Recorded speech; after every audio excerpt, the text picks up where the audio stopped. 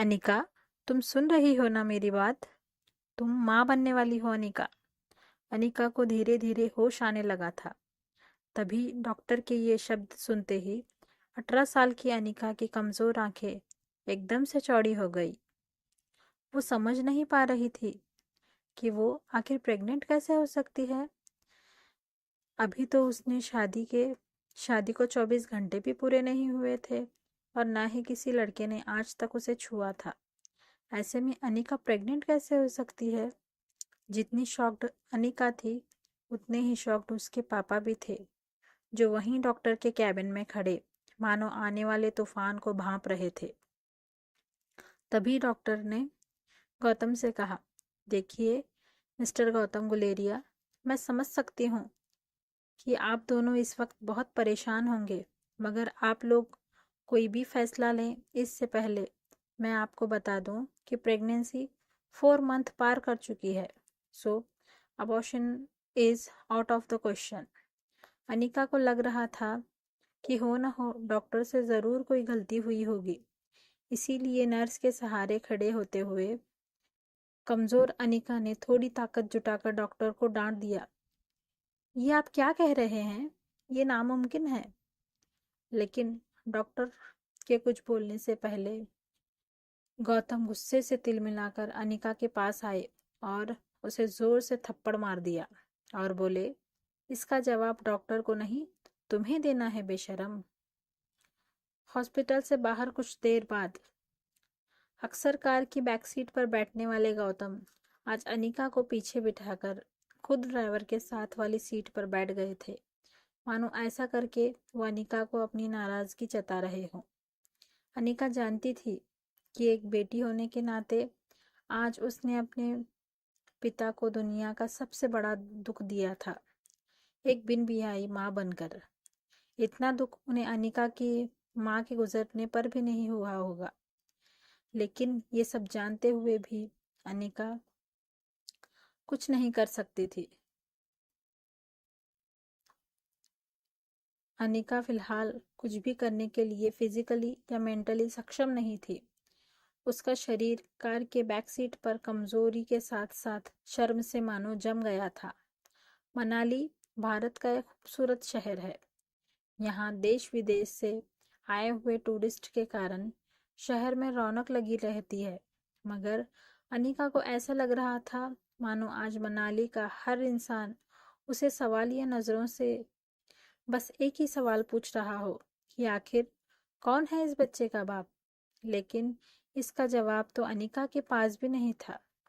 वो बस नम आंखों से एक ही बात सोच रही थी कि जब आज तक उसे किसी लड़के ने छुआ तक नहीं, तो वो प्रेग्नेंट कैसे हो सकती थी। अनिका इसी उलझन में थी। तभी उसकी कार उसके घर के बहुत ही बड़े गेट के अंदर एंटर होती है। वो गेट बहुत ही पुराना था और उसमें जंगल का चित्र भी बना हुआ था। गुलेरिया हाउस ब्रिटिश के ज़माने का मकान था। कहा जाता था यहाँ इंग्लैंड के अधिकारी वेकेशन मनाने आते थे। मकान के पुराने मगर शानदार एंटिक्स, बड़ा गार्डन और बीच में फव्वारा बना था, लेकिन अच्छे से मेंटेन न करने की वजह से पिछले कुछ सालों से मकान थोड़ा बंजर सा लग रहा था। गौतम ने घर घर में एंटर होते ही अनिका के रिपोर्ट्स को गुस्से से सोफे पर फेंका और अपने सर पे हाथ रखकर एक घुर्राते हुए शेर की तरह हॉल में इधर से उधर टहलने लगे। अनिका कमजोर शरीर और भारी कदमों से गौतम के पीछे पीछे घर में दाखिल हुई। आज अनिका को उसका शरीर रोज के मुकाबले कुछ ज्यादा ही भारी लग रहा था। वैसे अनिका का वजन उसकी उम्र की लड़कियों से कम 3 गुना ज्यादा था। गोल मोटा सा चेहरा, मोटा पेट और ठुड्डी इतनी वजनदार थी कि अनिका की पूरी गर्दन छिप जाती थी। 120 किलो की अनिका की तुलना अक्सर लोग अनाज की भरी हुई बोरी के साथ करते थे। लेकिन अनिका का शरीर जितना मोटा था, उसकी शक्ल उतनी ही मासूम और क्यूट थी। चेहरे के दोनों तरफ एक एक रसगुल्ला लगाया हो, वैसे नर्म मुलायम सफेद गाल। ठंड की वजह से हमेशा लाल रहती उसकी नाक, और पूरे जहां की मासूमियत को समेट कर बनाई गई हो वैसी उसकी दो आंखें। लेकिन आज तक किसी को उसका मासूम चेहरा नहीं दिखा। दिखा तो बस उसका बेडोल और निराकार शरीर। बिन माँ की बच्ची अनिका को आज सबसे ज्यादा जरूरत थी तो उसके पापा के इमोशनल सपोर्ट की। इसीलिए अनिका नम आंखों से गौतम की तरफ बढ़ ही रही थी कि तभी गौतम भारी पहाड़ी आवाज में उस पर गरज पड़े। मुश्किल से एक मौका मिला था हमें हमारी जिंदगी को थोड़ा बेहतर बनाने का। नसीब वाली थी तुम जो डोगरा खानदान के इकलौते वारिस कुणाल डोगरा से तुम्हारी शादी हुई थी। डू यू नो कितने पावरफुल हैं वो लोग? मनाली का सबसे पावरफुल खानदान डोगराज। हमारे सारे कर्ज, पेंडिंग कोर्ट केस, हमारी हर तकलीफ से हमें बाहर निकाला था उन लोगों ने। लेकिन शादी के 24 घंटे में ही तुमने हमारी जिंदगी वापस जहन्नुम बना दी। उनको हमारे इस कारनामे के बारे में पता चलेगा तो पता नहीं क्या होगा। और तुम्हारी छोटी बहन कामिनी, उसके साथ कौन शादी करेगा? भले ही वो तुम्हारी सौतेली बहन हो, लेकिन तुम्हारे इस कारनामे की वजह से उसकी भी बदनामी होगी। नहीं नहीं, जब तक ये मामला खत्म नहीं हो जाता तब तक मैं तुम्हारी मैं तुम्हारी छोटी बहन कामिनी हो और तुम्हारी नई माँ मनीषा को उसके भाई के घर भेज दूंगा। कुछ सोचकर वो बोले, लेकिन आज नहीं तो कल सबको पता चल ही जाएगा। ये बोलते हुए गौतम अपना सर पकड़कर सोफे पर बैठ गए थे। अब उनकी आवाज में गुस्सा कम और डर ज्यादा सुनाई दे रहा था। लेकिन गौतम के आंसू मानो करारे शब्द में बदलकर उनके मुंह से निकल रहे थे। तेरे पति कुणाल को शायद शादी करने के 1 घंटे के अंदर ही शहर चला गया था। अब इस प्रेगनेंसी के बारे में जब ससुराल वालों को पता चलेगा तो भगवान जाने वो लोग क्या करेंगे। समाज में इज्जत तो उछलेगी ही, मगर हम फिर से उसी दलदल में फंस जाएंगे जहां से निकाल कर लाए थे हमें वो लोग। काश तुम भी अपनी माँ के साथ ही। गौतम अपनी बात करते करते हुए रुक गए, लेकिन अनिका वो सुन चुकी थी जो गौतम कहते कहते रुक गए थे। अनिका को कड़वे शब्द सुनने की आदत तो थी ही, मगर आज सवाल उठा था उसके चरित्र पर, उसकी पवित्रता पर। अनिका उस चक्रव्यूह से जल्द बाहर निकलना चाहती थी, मगर उसे कुछ समझ नहीं आ रहा था कि वो क्या करे। वो सोच रही थी कि जो कुछ भी हो रहा है, अगर वो झूठ था तो फिर उसके पेट में सांस लेने को उत्सुक ये सच क्या था? अगले दिन गौतम ने घर में लगे सारे सीसीटीवी कैमरे की पिछले 5 महीने की फुटेज मंगवाई, और बारीकी से देखने के बाद वो ये जानकर हैरान हो गए कि पिछले 5 महीनों से छोटी मोटी बीमारी के चलते अनिका घर से बाहर कहीं नहीं गई थी। इसे देखकर गौतम का गुस्सा अब आश्चर्य में बदल गया था। उसको इतना तो समझ आ गया था कि कहीं तो कुछ गड़बड़ थी, लेकिन उससे कई ज्यादा उसे ये चिंता थी कि अब डोगरा खानदान क्या करेगा। जल्द ही अनिका की देखभाल के लिए एक नर्स रखी गई।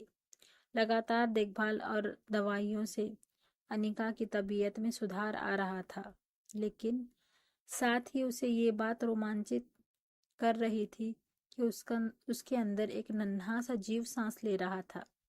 अनिका की उम्र भले ही कच्ची हो, मगर उसके अंदर की एक माँ जल्द ही जन्म लेने के को उत्सुक थी। उसकी जिंदगी में आखिरकार वो आने वाला था जो सिर्फ और सिर्फ उसका होगा। 4 महीने बीत चुके थे। अनिका अपनी प्रेगनेंसी में लगभग सब कुछ भूल चुकी थी। ना वो किसी से मिलना चाहती थी, ना कोई उससे मिलना चाहता था। सिर्फ वो अपने अंदर पल रही उस नन्ही सी जान से बातें करती रहती। ऐसे में एक दिन अनिका पाइप से अपने घर के बाहर गार्डन में पानी डाल रही थी।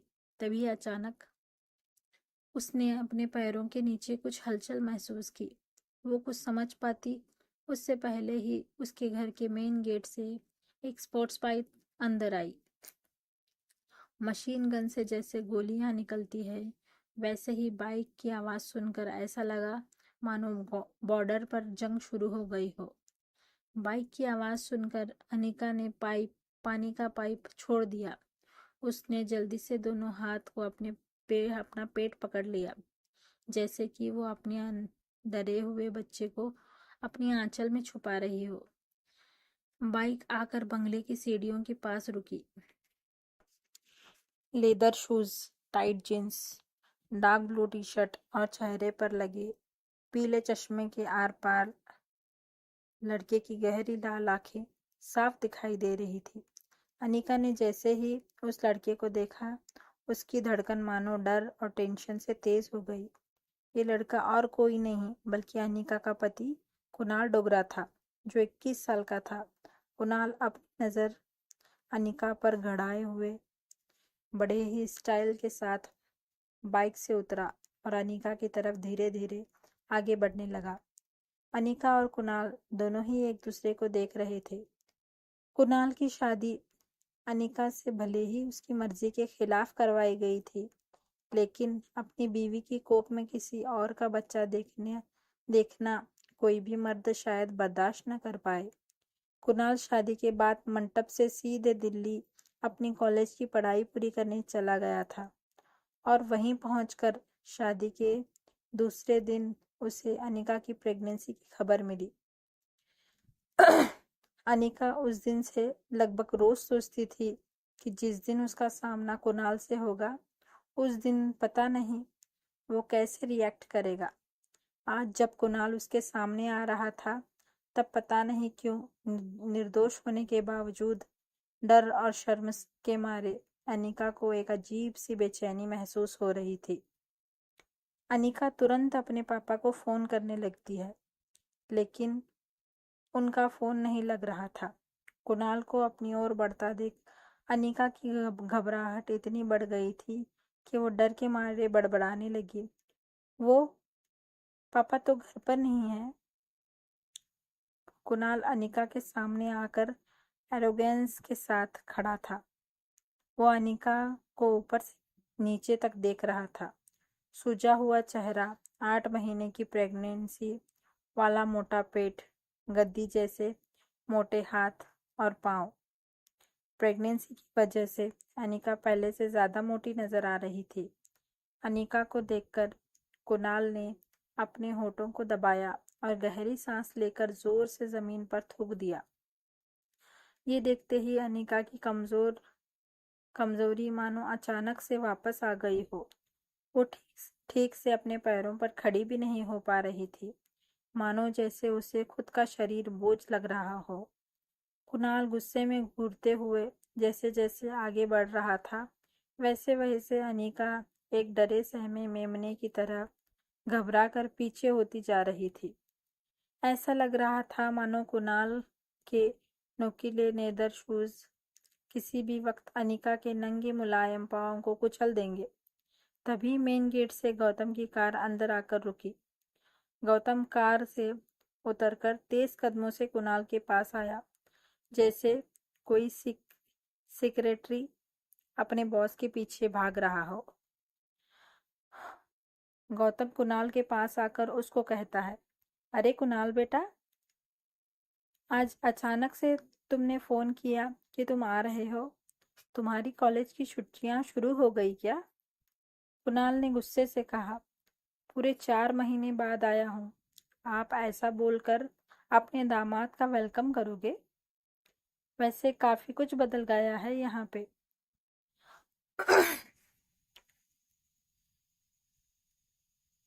कुणाल ने अनिका के पेट की ओर देखकर अपनी जेब से रम की बोतल निकाली और मुंह से लगा ली। वो आया था तब से उसकी नजर अनिका के पेट पर जमी हुई थी।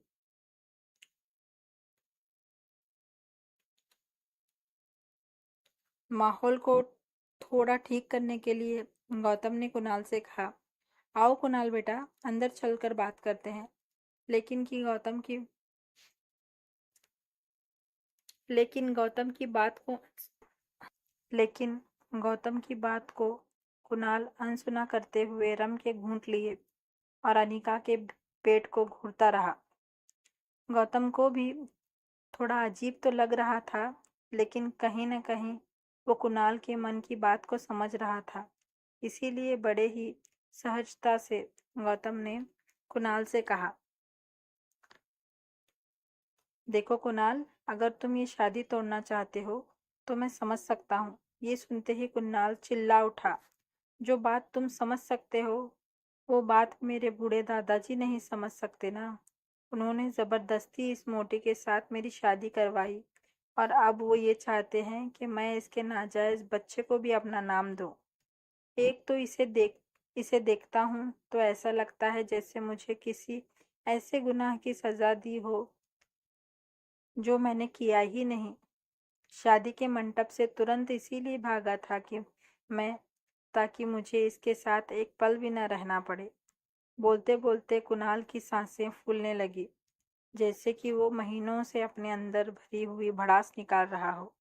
अनीका और गौतम दोनों ही कुणाल की बात सुनकर ऐसा महसूस कर रहे थे जैसे अभी के अभी ये धरती फट जाए और दोनों बाप बेटी उसके अंदर समा जाएं। कुणाल का आक्रोश अपनी चरम सीमा पर था। अब भी कोई कसर बाकी रह गई हो, इस तरह उसने अनीका की तरफ इशारा करते हुए कहा, देखो इस बेशरम लड़की को, शादी के फेरे लेते समय पेट में किसी और का बच्चा लिए घूम रही थी और इतना होने के बाद भी आज मेरे सामने ऐसे बेशर्मों की तरह खड़ी है। क्या लगा तुझे कि मैं इस बच्चे को मेरा नाम दे दूंगा? कुणाल डोगरा का नाम? पता नहीं किस गटर का कीड़ा है ये बोलते हुए वो गुस्से में अनीका की ओर आगे बढ़ने लगा, मानो जैसे वो गुस्से में पता नहीं अनीका को क्या कर देगा। लेकिन तभी शराब की वजह से कुणाल के पैर लड़खड़ाए और वह अपना बैलेंस खो बैठा और तुरंत गौतम ने आगे आकर कुणाल को पकड़कर संभाल लिया। अनीका कुणाल की बातें सुनकर जितना ज्यादा हर्ट थी, उतनी ही ज्यादा गुस्से में भी थी। वो भले ही अपने मोटापे की वजह से ऐसे सबकी बातें सुनने की आदी थी, मगर अब उसे इस बात पर कुणाल से ज्यादा खुद पर घिन आ रही थी कि कोई उसके होने वाले बच्चे को गाली दे रहा था और वो मजबूर खड़ी सुन रही थी। बच्चे का ख्याल आते ही न जाने कैसे अचानक अनिका के अंदर अजीब सी हिम्मत आ गई और बिना कुछ सोचे वो बोल पड़ी, मैं इस शादी को नहीं मानती। ये सुनकर गौतम और कुणाल दोनों शॉक्ड थे। कुणाल सोच रहा था कि कल की आई फिद्दी सी लड़की में इतनी हिम्मत कहाँ से आ गई थी कि वो मेरे यानी कुणाल डोगरा के सामने ऐसे बोले। लेकिन इससे पहले कि वो कुछ रिएक्ट कर पाता, गौतम ने बात को संभालते हुए कुणाल से कहा, इस वक्त अनिका की तबीयत ठीक नहीं है, इसलिए तुम इसकी बातों पर ध्यान मत दो। और रहा सवाल बच्चे का, तो ऐसे ही उसे अनिका से हमेशा के लिए अलग कर दिया जाएगा, मेरा यकीन करो।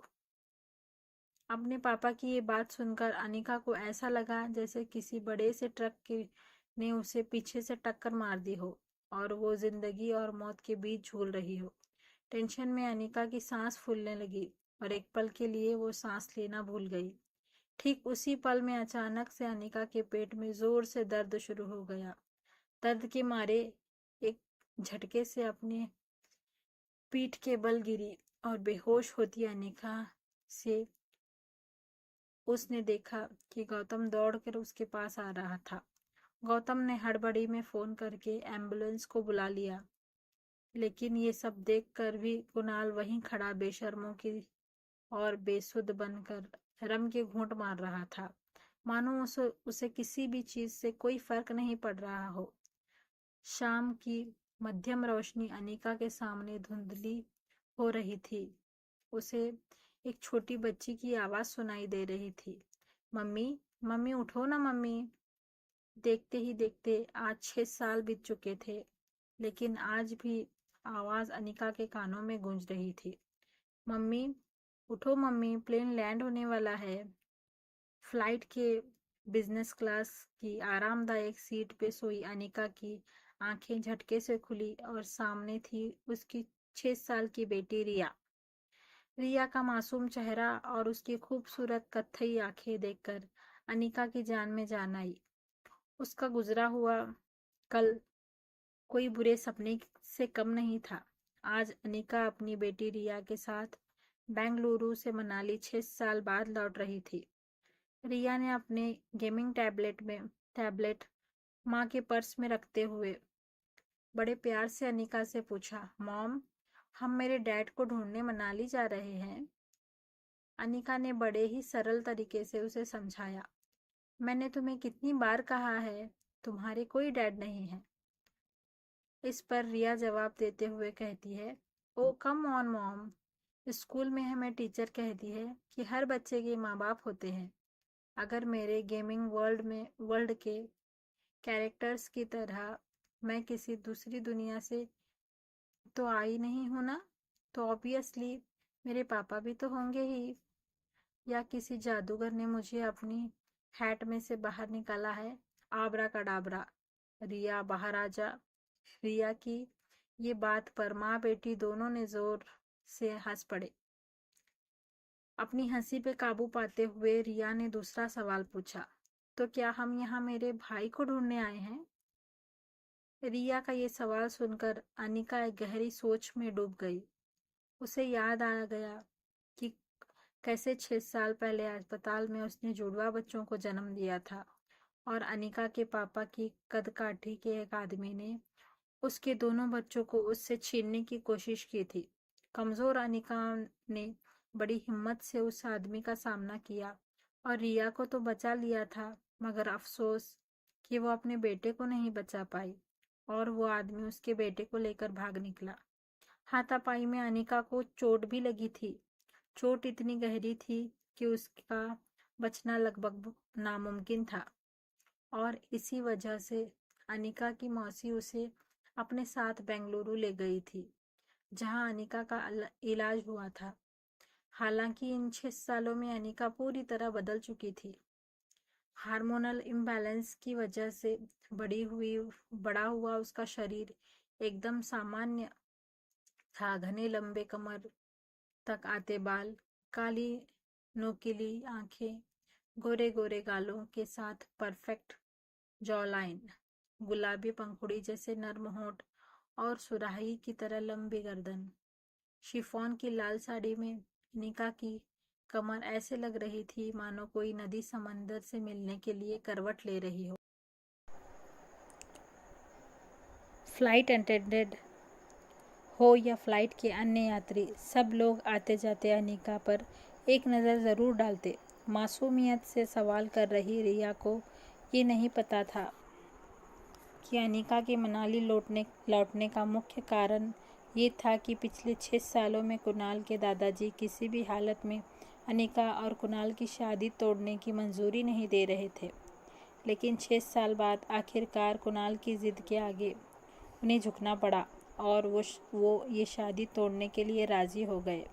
मनाली वापस जाकर वो डिवोर्स पेपर पर साइन करने के साथ साथ अपने खोए हुए बेटे को ढूंढने चाहती थी। थोड़ी ही देर में फ्लाइट ने लैंड किया। मनाली की ज़मीन पर कदम रखते ही न जाने क्यों अनिका की बाईं आंख फड़कने लगी। उसे ऐसा लगा कि आगे ज़रूर कुछ बुरा होने वाला था। वो ये सोचकर लगेज काउंटर की तरफ बढ़ ही रही थी, तभी उसकी नज़र पीछे की तरफ पड़ी, जहां फ्लाइट के सभी यात्री मुस्कुराकर उसी को देखते हुए आगे बढ़ रहे थे, मानो सब उसकी खूबसूरती में गुम होकर उसके पीछे पीछे चले आ रहे हो।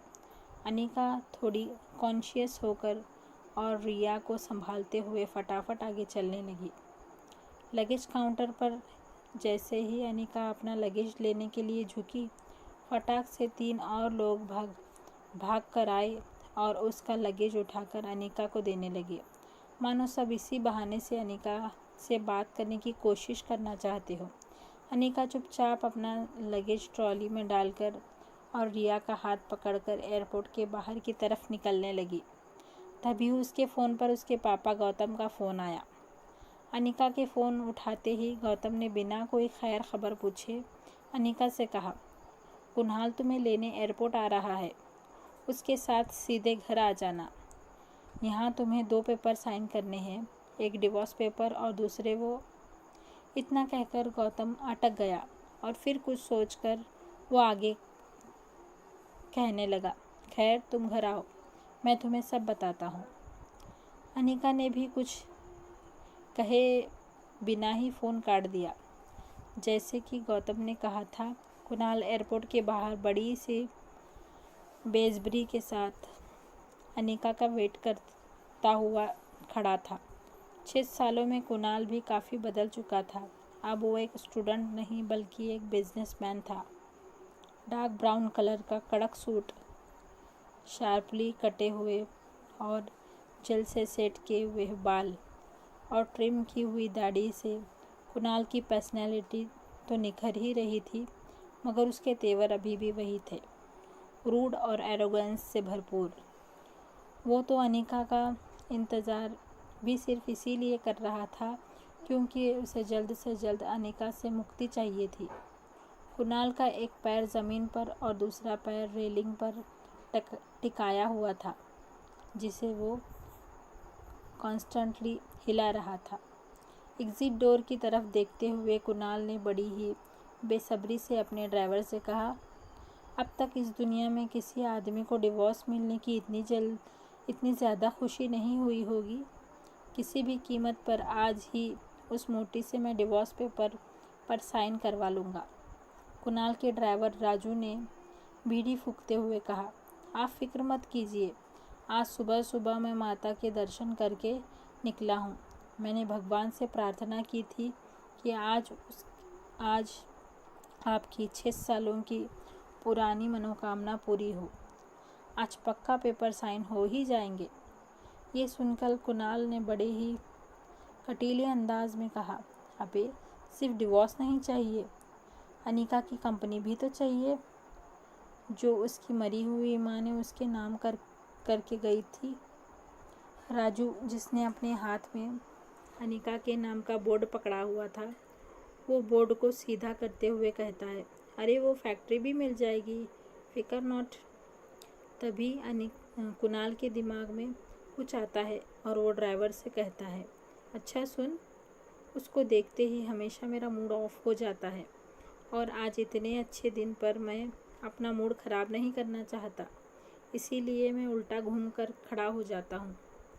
ठीक है, तूने भले ही उसे न देखा हो, लेकिन तेरे हाथ में उसके नाम का बोर्ड देखकर वो तेरे पास आ ही जाएगी।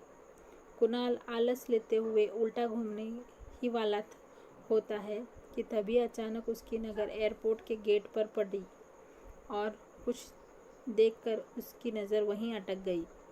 कुणाल ने एयरपोर्ट से बाहर आते हुए एक लड़की को देखा तो वो देखते ही रह गया, मानो जैसे उसने आज से पहले किसी खूबसूरत लड़की को देखा ही नहीं था।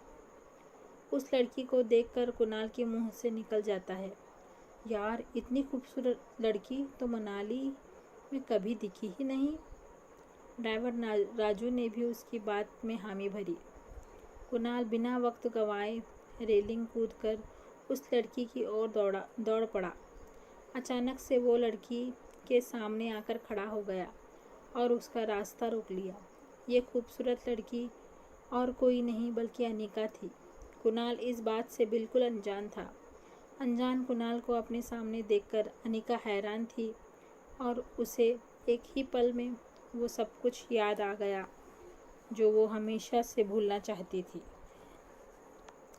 अनिका एक पल के लिए सहम गई।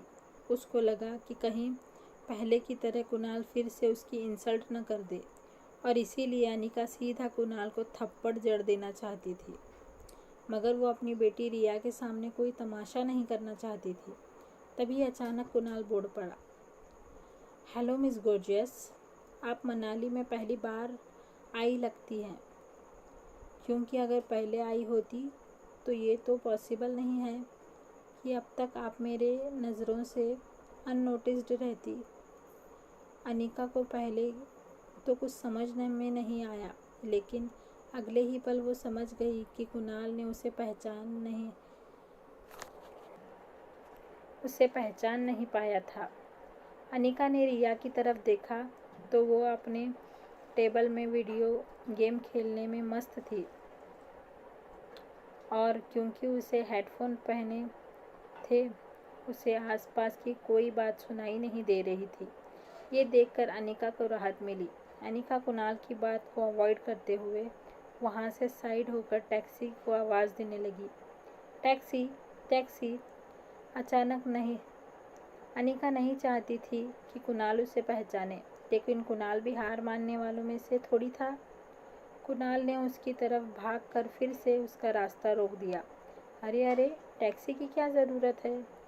मैं अपनी गाड़ी में आपको जहाँ चाहे वहाँ छोड़ देता हूँ ना। और एक मिनट, ये नन्ही गुड़िया कौन है? ये कहते हुए उसने रिया की तरफ इशारा किया।